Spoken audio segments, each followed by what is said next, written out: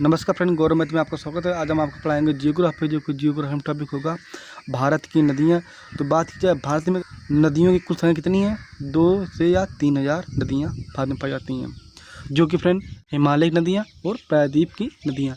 तो हिमालय नदियाँ जो हिमालय से निकलती हैं और प्रायद्वीप की नदियाँ जो दक्षिण से निकलती हैं। तो फ्रेंड पहले आपको कराते हैं हिमालय की नदियाँ, इसके बाद कराएंगे प्रायद्वीप की नदियाँ। सिंधु नदी, क्योंकि सिंधु नदी ये मानसरोवर से निकलती है, जो कि कैलाश पर्वत के पास पड़ता है मानसरोवर। तो मानसरोवर से सिंधु नदी निकलती है, जो कि इसकी रेंज है 3180 किलोमीटर। तो फ्रेंड जो अगर बात की जाए कि सिंधु नदी का मुहाना किधर है, तो अरब सागर में। कहाँ गिरती है? अरब सागर में गिरती है। तो सिंधु नदी की सहायक नदी कौन कौन है? झेलम नदी, चेनाब नदी और रावी नदी, व्यास नदी और सतलुज नदी, जो कि ये मानसरोवर से निकलती है और ये सिंधु नदी में मिल जाती है, जो कि सिंधु नदी की सहायक नदी है। तो फ्रेंड अगर बात की जाए कि सिंधु जल समझौता हुआ था 1960 में जवाहरलाल नेहरू के समय, तो सिंध और झेलम व चेनाब जो कि 80% पानी जो कि पीयूके के पास जाएगा, यानी पाकिस्तान के पास जाएगा। इसके बाद 20% पानी इंडिया में जाएगा। कहाँ जाएगा? इंडिया में जाएगा, जो कि सिंध और झेलम व चेनाब। इसके बाद रावी और व्यास और सतलुज जो कि 80% पानी इंडिया में जाएगा। इसके बाद 20% पानी पीयूके में जाएगा, यानी कि पाकिस्तान में जाएगा। तो ये सिंधु जल समझौता हुआ था 1960 में, जो कि पंडित जवाहरलाल नेहरू के समय में। तो मैंने सिंधु नदी के बारे में बताया, जो कि इसकी रेंज है 3180 किलोमीटर और ये सिंधु सरोवर पर्वत से निकलती है, जो कि ये अरब सागर में गिरती है, जो कि इसका मुहाना अरब सागर है।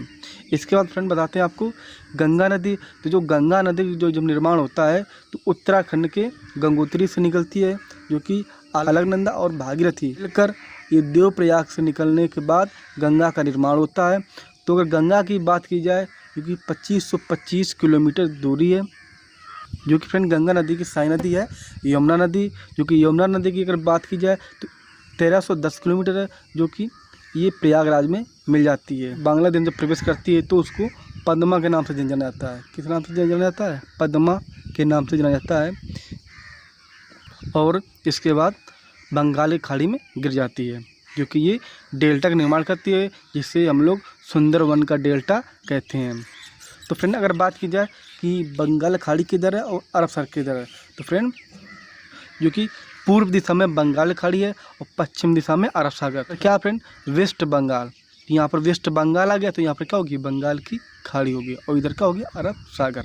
इसके बाद ब्रह्मपुत्र मानसरोवर से निकलती है, और जो कि ब्रह्मपुत्र को तिब्बत में सांपों के नाम से जाना जाता है। इसका फ्रेंड तिब्बत से होते हुए अरुणाचल प्रदेश में आती है, जो कि इसे दिहांग के नाम से जाना जाता है।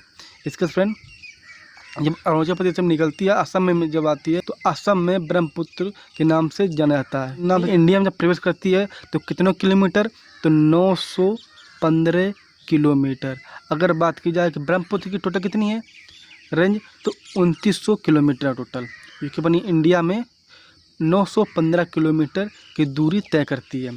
इसके बाद जब फ्रेंड असम में आती है तो इसका नाम हो जाता है ब्रह्मपुत्र।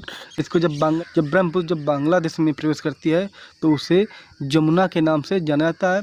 और जब ब्रह्मपुत्र और गंगा जब मिलती हैं तो मेघना का निर्माण होता है। इसके बाद बंगाल की खाड़ी में गिर जाती है।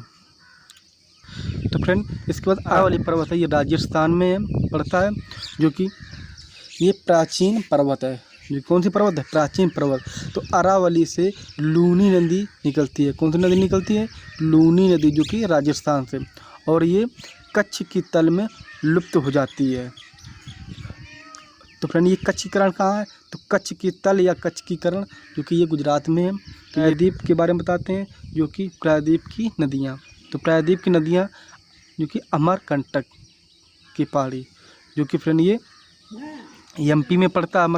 अमरकंटक की पहाड़ी से उत्तर की ओर नदी बहती है, वो है फ्रेंड सोन नदी। कौन नदी? सोन नदी, जो कि ये गंगा में मिल जाती है। अमरकंटक से 3 नदियाँ निकलती हैं, जो कि एक अमरकंटक से उत्तर दिशा में, जो कि सोन नदी है। इसका दूसरी तो अमरकंटक से पश्चिम दिशा में जो कि नर्मदा नदी है, कौन सी है, नर्मदा नदी है, जो कि ये नर्मदा नदी अरब सागर में गिर जाती है।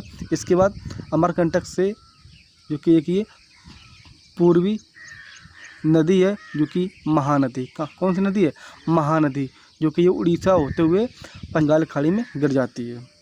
तो महाराष्ट्र से गोदावरी नदी निकलती है जो कि महाराष्ट्र के नासिक से, जो कि इसकी रेंज है 1465 किलोमीटर। कितनी रेंज है, 1465 किलोमीटर, जो कि ये बंगाल खाड़ी में गिर जाती है। अगर बात की जाए कि भारत की सबसे बड़ी नदी तो गंगा नदी है। अगर क्वेश्चन ये पूछा जाए कि भारत की दूसरी सबसे बड़ी नदी तो गोदावरी नदी है। क्वेश्चन ये पूछ दिया जाए कि दक्षिण भारत की सबसे बड़ी नदी कौन है, तो गोदावरी नदी है।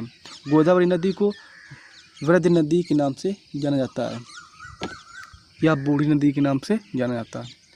तो फ्रेंड इसके बाद महाराष्ट्र से एक और नदी निकलती है जो कि कौन सी है, ताप्ती नदी। कौन सी निकलती है, ताप्ती नदी, जो कि ये ताप्ती नदी अरब सागर में गिर जाती है।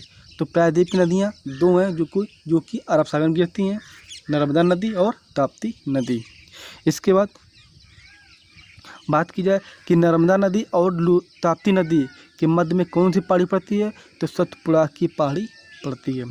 इसके फ्रेंड एक नदी है कर्नाटक में जो कि कृष्णा नदी, जो कि इसकी रेंज है 1400 किलोमीटर, जो कि ये बंगाली खाड़ी में गिर जाती है। कावेरी नदी, तो ये केरल व तमिलनाडु के मध्य से निकलती है कावेरी नदी, जो कि कावेरी नदी का जो जल विवाद हुआ था तो इसकी रेंज में बात की जाए तो 805 किलोमीटर है। कितनी है, 805 किलोमीटर। अगला पार्ट आएगा जो कि भारत की नदियों के बारे में क्वेश्चन बेस पर कराएंगे। तो आई होप, तो मैं आशा करता हूँ फ्रेंड कि मेरा वीडियो अच्छा लगा होगा। अगर वीडियो अच्छा लगा तो चैनल को सब्सक्राइब करें, वीडियो को ज़्यादा से ज़्यादा शेयर करें, लाइक करें, कमेंट करें। थैंक्स।